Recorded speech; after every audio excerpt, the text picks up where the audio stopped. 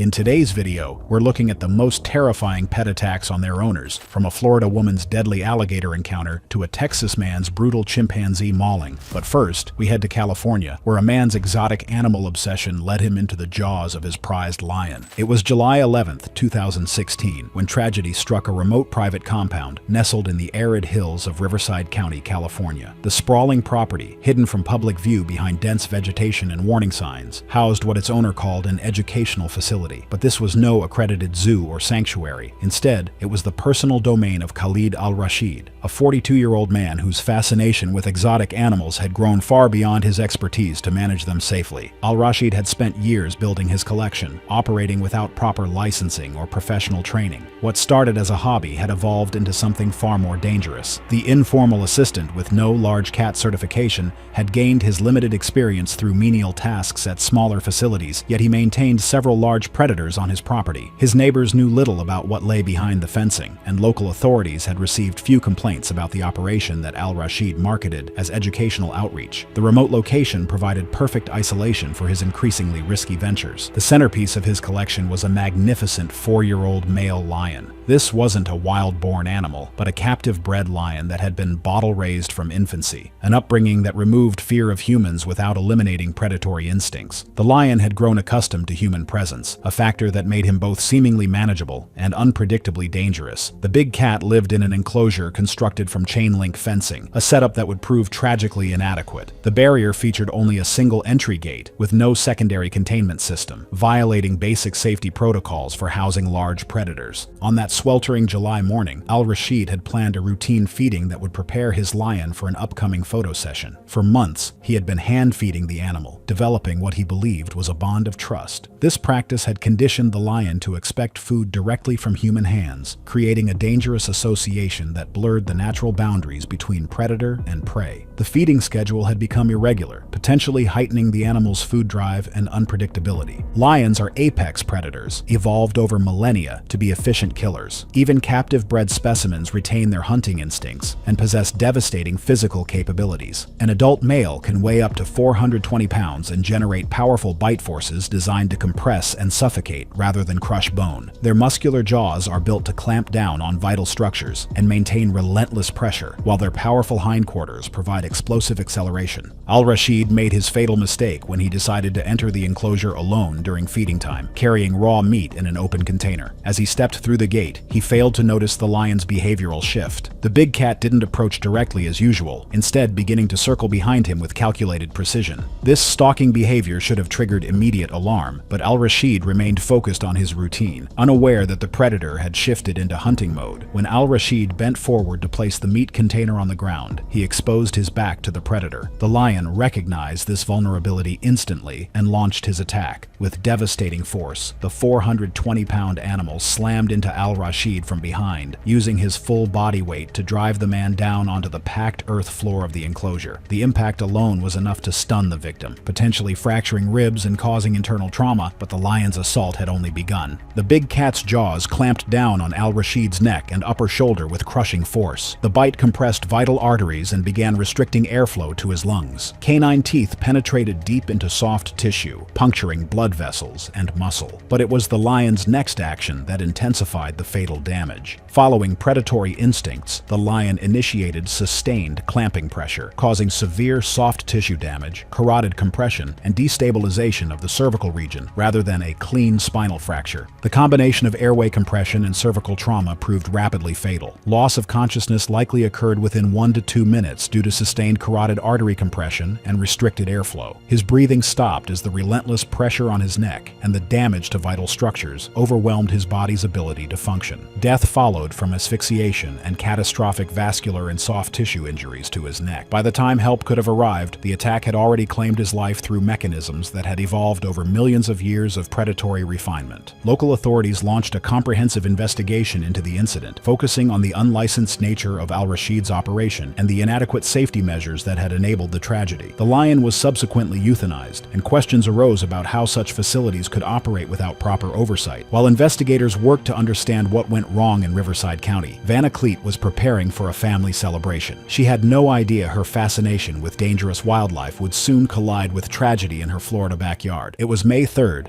2015, when what should have been a joyful family celebration turned into an unthinkable nightmare in the suburban community of Homestead, Florida. The modest residential property sat nestled among palm trees and tropical vegetation, its backyard concealing a secret that would soon claim a life. Behind the house, a concrete pool enclosure housed an illegal resident that most neighbors never suspected existed. The warm Florida afternoon had drawn family members together for a small daytime gathering, but the festivities would end in tragedy. Vanna Cleet, a 36-year-old event coordinator, had built her career around creating memorable experiences for others. Her attention to detail and organizational skills made her sought after in the private event industry, where she orchestrated everything from intimate dinner parties to elaborate corporate functions. But Vanna harbored a dangerous fascination that extended far beyond her professional life. Hidden in her backyard was a 10-foot American alligator that she had raised from a tiny hatchling, keeping the massive reptile in complete violation of state and federal laws. The concrete enclosure that housed her alligator was a makeshift affair, lacking the sophisticated barriers and safety measures required for containing such a dangerous predator. Most critically, the structure had no locking overhead barrier, leaving the top completely open. For years, Vanna had maintained this illegal setup, hand-feeding the growing reptile and conditioning it to associate human presence with food. This practice had created a deadly familiarity between predator and caretaker. As family members gathered for the celebration, the alligator remained in its concrete pool, partially submerged and seemingly docile. The reptile had grown accustomed to the sounds and movements of people around its enclosure, but this familiarity masked the inherent danger that lurked beneath the surface.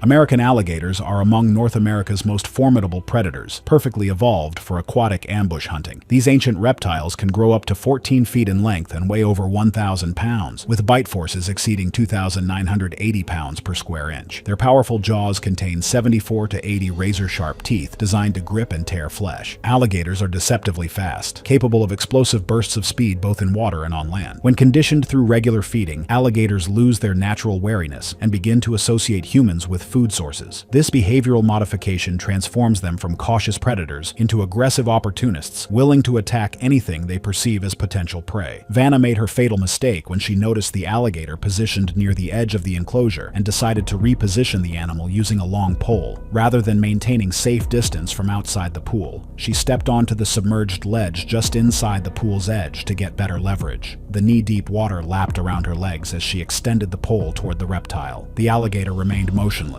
its body partially submerged with only its eyes and nostrils visible above the waterline. As Vanna moved closer with the pole extended, the alligator's predatory instincts triggered. The massive reptile exploded from its stationary position with shocking speed, its powerful tail propelling it forward through the water. The alligator's jaws opened wide, revealing rows of conical teeth as it lunged directly at Vanna. The attack happened so quickly that she had no time to retreat. The alligator's jaws clamped down across Vanna's hip and thigh region, the most accessible target as she stood in the shallow water. The initial bite caused massive trauma, the teeth puncturing deep into muscle and bone. Following its instinctive hunting behavior, the reptile immediately initiated a death roll, using its powerful body to rotate rapidly in the water. The death roll served multiple deadly purposes. The violent spinning motion disoriented Vanna completely, making it impossible for her to maintain her bearings or attempt escape. The rotational force caused severe trauma and tearing injuries as the animal maintained its grip. Most critically, the death roll repeatedly forced Vanna underwater, preventing her from breathing. With each violent rotation, Vanna was driven beneath the surface, gasping desperately for air when her head briefly broke through between spins. Water rushed into her mouth and throat as she tried to breathe. She fought against the reptile's grip, her hands clawing at the water and the alligator's armored body, but the creature's power was overwhelming. For nearly 2 minutes, the sustained attack continued as Vanna's ability to resist gradually diminished. Oxygen deprivation and massive trauma took their toll with each passing second. Her movements became weaker, her struggles less coordinated. Finally, her body went limp in the reptile's jaws as she lost consciousness. Death occurred from the combination of massive internal bleeding, severe tissue damage, and drowning. State wildlife authorities launched an immediate investigation into the incident, focusing on the illegal possession of the alligator. The reptile was subsequently captured and euthanized by wildlife officials. While Florida authorities grappled with illegal wildlife possession, tragedy was brewing in Texas. Roderick Pants believed love could overcome the wild instincts of a creature sharing 98% of human DNA, but possessing strength that could tear a person apart. It was October 19th, 2017, when a bond forged over decades would shatter in moments of uncontrolled violence on a rural property in Travis County, Texas. The sprawling acreage sat isolated among rolling hills and dense oak groves, far from the scrutiny of neighbors or authorities. The property had served as both home and sanctuary for an unusual family arrangement that defied nature's boundaries. On this crisp autumn morning, the peaceful silence would be broken by sounds that would haunt investigators for years to come.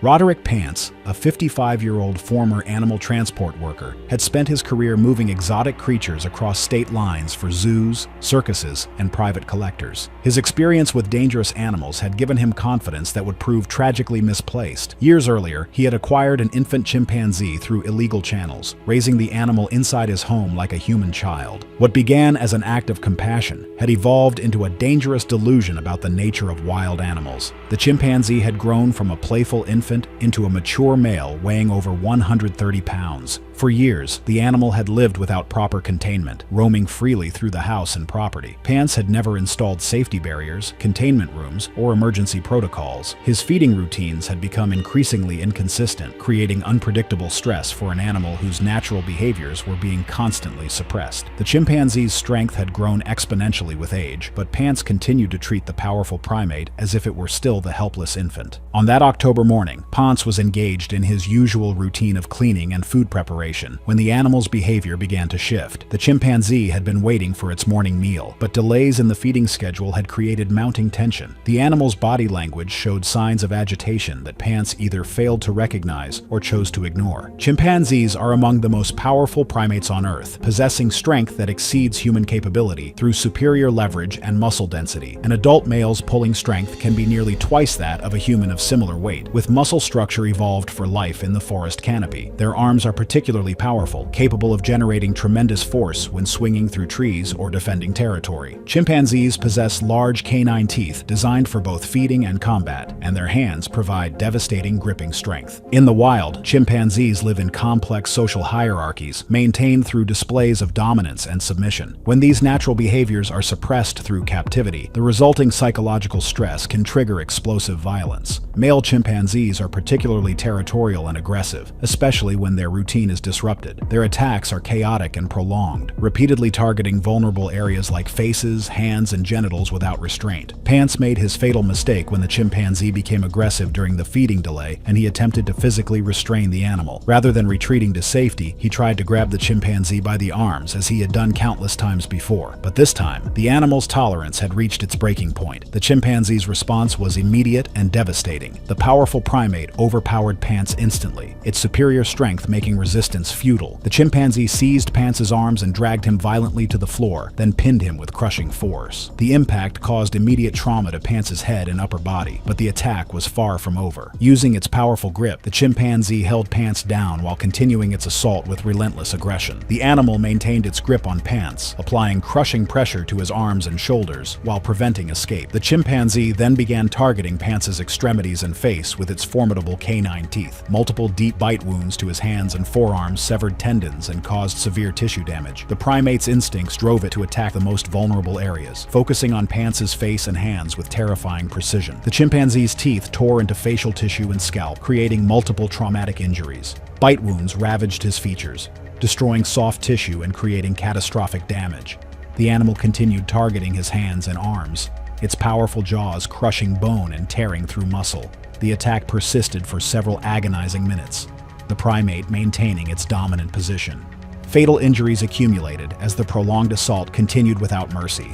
Pants's attempts to protect himself grew weaker as shock set in and blood loss mounted. The combination of severe hemorrhaging from facial wounds, extensive trauma to his hands and arms, and crushing injuries created a cascade of life-threatening conditions. The attack finally ceased when the victim's body went limp, with death occurring before emergency services could reach the remote location. Local authorities arrived to find a scene of unprecedented violence that shocked even experienced investigators. The chimpanzee was subsequently tranquilized and euthanized by wildlife officials. An investigation revealed the illegal nature of Pants's animal ownership and the complete absence of safety measures. The incident sparked renewed debate about private ownership of dangerous primates. While Texas authorities worked to understand the situation, another tragedy had already unfolded in Arizona, where wildlife photographer Maura Blaine had made the fatal decision to raise a wild predator as her companion on a remote desert ranch. It was July 18, 2018, when tragedy struck a private ranch in Coconino County, Arizona. The sprawling property, surrounded by towering ponderosa pines and red rock formations, had become home to an unlikely resident. Maura Blaine, a 32-year-old freelance photographer with a passion for wildlife, had purchased what she believed would be a lifelong companion, a cougar cub from an illegal breeder. What started as an innocent fascination with exotic animals would ultimately lead to a fatal encounter that shocked the local community. Blaine had moved to the remote ranch 3 years earlier, seeking solitude and inspiration for her wildlife photography work. She had spent months transforming a section of her ranch into what she considered a suitable habitat for her growing cougar. The enclosure, however, lacked proper safety protocols. There were no escape barriers, no overhead protection, and most critically, no secondary containment system that could separate humans and animal during maintenance. The photographer had documented her relationship with the cougar extensively, sharing images on social media that showed her in direct contact with the animal. As the cub matured into a powerful adult predator, Blaine continued her routine of close physical contact, hand feeding, and unrestricted access during cleaning periods. She was unknowingly conditioning a wild animal to associate human presence with territory and resources, while ignoring the mounting warnings from her own instincts. Local wildlife experts had previously warned about the dangers of private cougar ownership, but their concerns fell on deaf ears. The ranch's remote location meant that emergency response would be delayed, and the nearest trauma center was over an hour away. These factors would prove crucial when disaster finally struck. Cougars are North America's second-largest cat species, and among the continent's most efficient predators. These solitary hunters possess incredible strength, with the ability to leap 40 feet horizontally and 15 feet vertically. Their muscular hindquarters generate explosive power, capable of taking down prey 5 times their size, while their retractable claws and powerful jaws make them perfectly designed killing machines. Adult cougars can weigh up to 220 pounds and measure 8 feet in length. Their bite is powerful enough to crush vertebrae and sever vital structures, concentrated through long, curved canine teeth designed to penetrate deep into prey. Despite being raised in captivity, their predatory instincts remain intact and can be triggered by movement, vulnerability, or territorial behavior. On that fateful summer morning, Blaine entered the enclosure alone to perform routine maintenance. Her partner remained outside the fence, planning to assist later. The temperature was already climbing, and she wanted to complete the work quickly. The cougar, now fully mature and weighing approximately 160 pounds, had been observing from the shadows of its shelter, tracking her every movement with predatory focus. As Blaine bent near the fence to adjust feeding equipment, she unknowingly triggered the animal's hunting response by presenting herself as vulnerable prey. Her back was turned, her attention focused on the task, and her body position mimicked that of a grazing animal, all classic triggers for a cougar's predatory instincts. The attack was swift and devastating. The cougar approached silently from behind, utilizing its natural stalking abilities. Its padded paws made no sound as it closed the distance. Without warning, it launched itself through the air, using its powerful hindquarters to propel its full body weight forward in a calculated strike. The impact knocked Blaine face first toward the fence, stunning her and preventing any chance of escape. Before she could react, the cougar's jaws clamped down on the back of her neck, its canine teeth penetrating deep into the cervical area with deadly precision. The animal's crushing bite force damaged the delicate structures of the upper spine. The cougar maintained its grip with methodical precision, applying sustained pressure that caused catastrophic cervical spine injury. This technique, perfected through countless generations of successful hunts, ensured rapid incapacitation of prey. Blaine's body went limp as high cervical trauma and vascular compression rapidly disrupted neurological and respiratory control. Her respiratory system began shutting down as the damaged spinal cord could no longer effectively transmit signals to her diaphragm. The cougar continued to hold its position, instinctively maintaining pressure until all movement ceased, following its programmed behavior. Her partner, hearing the sudden commotion and unnatural silence that followed, rushed to the enclosure but was powerless to intervene safely. Death occurred within minutes from the devastating cervical injuries and subsequent respiratory failure. Local authorities launched an immediate investigation into the incident, focusing on the illegal acquisition and housing of the dangerous animal. The cougar was subsequently euthanized by wildlife officials as relocation was deemed impossible. Blaine's death sparked renewed debate about private exotic animal ownership in Arizona, with lawmakers calling for stricter regulations and enhanced enforcement measures. Even as the investigation into Maura Blaine's death continued, another story was unfolding in the crystal-clear waters of the Bahamas, where dive guide Garrick Spiv had developed his own dangerous relationship with a predator that ruled the waters around his private dock. It was August 2nd, 2016, when the crystal-clear waters of the Abaco Islands in the Bahamas became the scene of a horrific tragedy. The private dock property, surrounded by pristine coral reefs and turquoise lagoons, had been transformed into what locals called a feeding ground for apex predators. Garrick Spiv, a 40-year-old private dive guide with over 15 years of experience in Bahamian waters, had developed what he considered a unique relationship with the ocean's most feared inhabitants. His waterfront property featured a wooden dock extending 50 feet into deep water, where he regularly conducted what he termed educational shark encounters with what he genuinely believed were his pets. Spiv had moved to the remote island chain 5 years earlier, seeking to escape the commercialized dive industry of Nassau. His reputation as a fearless guide attracted wealthy tourists willing to pay premium rates for close encounters with his sharks. The isolation of his dock allowed him to operate without oversight or safety regulations. Over the years, Spiv had established a dangerous routine of feeding sharks directly from his dock, treating the wild predators as domesticated companions. He had even given his favorite tiger shark a name, Luna, and spoke about her with the same affection others reserved for dogs or cats. The regular feeding schedule had conditioned multiple shark species to associate his dock with food. Spiv genuinely believed he had formed bonds with these animals, referring to them collectively as his family. Friends and clients were regularly invited to witness these feeding demonstrations and meet his so-called pets, unaware of the deadly risk. On that sweltering August morning, a group of friends had gathered at the dock for what Spiv promised would be an unforgettable swimming experience with his sharks. He spoke enthusiastically about introducing them to Luna, whom he'd been feeding for nearly 3 years. The water was perfect at 84 degrees, with visibility extending over 100 feet. Spiv had prepared his usual bait bucket, filled with fresh fish scraps and blood. Tiger sharks are among the ocean's most formidable predators and the second largest predatory shark species after the great white. These apex hunters can reach lengths of 18 feet and weigh over 1,400 pounds. Tiger sharks possess an immense bite force capable of crushing bone and cartilage, delivered through rows of razor-sharp serrated teeth designed to slice through flesh and skeletal structure. They are opportunistic feeders, capable of detecting blood and bioelectrical signals from injured prey at distances exceeding half a mile. Their feeding behavior is characterized by aggressive, repeated attacks, often making multiple passes until their victim is completely incapacitated. Spiv made his fatal mistake by entering the water while carrying bait, essentially presenting himself as prey to the sharks he called his pets. His years of successful feeding had created a false sense of security and a dangerous delusion that these wild animals recognized him as anything other than a potential food source. The attack began the moment Spiv entered the water with his bait bucket. Luna, the tiger shark he considered his prized pet, a massive 14-foot female weighing approximately 1,200 pounds, had been circling beneath the dock in anticipation of feeding. As Spiv descended into the water, calling out to her as he always did, the shark detected the muscle movement and bioelectrical signals from his body, along with the bait's chemical signature. The shark he'd named and fed for years approached rapidly from below. Without warning or recognition of her supposed keeper, she struck Spiv's lower torso with devastating force, her jaws clamping down on his pelvis and upper thighs. The initial bite severed the femoral arteries in both legs, causing immediate and catastrophic blood loss. The shark's serrated teeth sliced through muscle, bone, and major blood vessels with surgical precision. The immense bite force catastrophically damaged major blood vessels and soft tissue, causing massive internal trauma and immediate circulatory collapse. Blood poured into the water at an alarming rate, triggering a feeding frenzy response in the other sharks he'd trained to gather at his dock. As Spiv's blood pressure collapsed, he lost the strength to maintain buoyancy or defend himself. The tiger shark veered away after the initial strike, then returned in rapid, deliberate passes, delivering short, devastating bites that tore tissue through momentum and serrated teeth rather than prolonged contact. Within seconds, shock overtook him, and he began to sink beneath the surface, his movements growing weaker as the water around him darkened. His friends on the dock watched in horror, unable to mount any rescue attempt, as the animal Spiv had considered family turned on him. The combination of massive blood loss and submersion proved fatal within minutes. Spiv lost consciousness as his blood pressure dropped to critical levels, and he subsequently drowned as seawater filled his lungs. Luna made repeated passes until all movement ceased, following her instinctual behavior, indifferent to the years of feeding and affection her keeper had shown her. Bahamian authorities launched an investigation into the incident, focusing on Spiv's illegal shark feeding operations. The tiger shark he'd called Luna was never located. Local officials implemented immediate restrictions on shark feeding activities throughout the island chain. Thanks for watching. Want to see more? Click on your screen now.